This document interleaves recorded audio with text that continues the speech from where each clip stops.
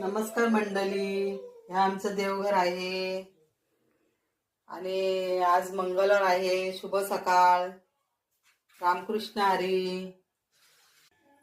आज मंगळवार आहे. देवीचं घट भरतोय. हळद कुंकू आतमध्ये पाण्यामध्ये टाकायचे, थोडे तांदळाचे दाणे, सुपारी, पैसा आणि आंब्याचा टाळा आणि गडूला हळद कुंकू लावत आहे किंवा स्वस्तिक काढायची.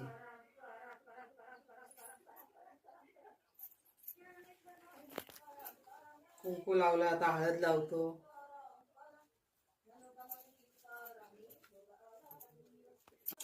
आंब्याच्या पानाला पण हळद कुंकू लावतो. स्वच्छ घासून भरून सगळं बदलायचं पाणी, आंब्याचा टाला वगैरे. देवीचंच नारळ आहे हा बघा, त्याला कसा मोड आलेला आहे ना. असं भरपूर दरवर्षीचे नारळ दरवर्षी मोड येतात.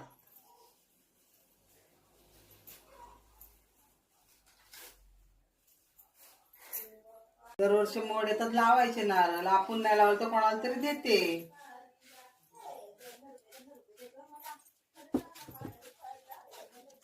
नारळ मोठा आहे ना, आता मंदिरात राहत नाही.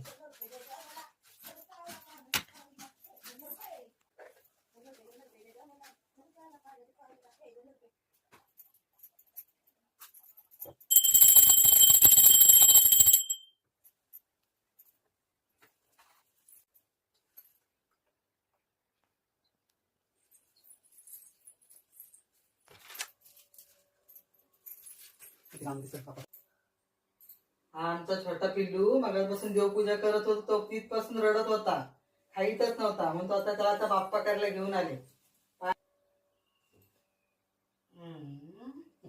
बाबा ज्ञानोबा, ज्ञानोबा माऊली तुकाराम, ज्ञानोबा, ज्ञानोबा तुकाराम, जय जय राम कृष्ण हरी, जय जय राम कृष्ण. हे बघा किती छान वाटतंय ना, घट भरलेला. फुलं वगैरे लावले तर कसं आनंदी आनंद वाटतोय घरामध्ये. देवपूजा वगैरे झाली की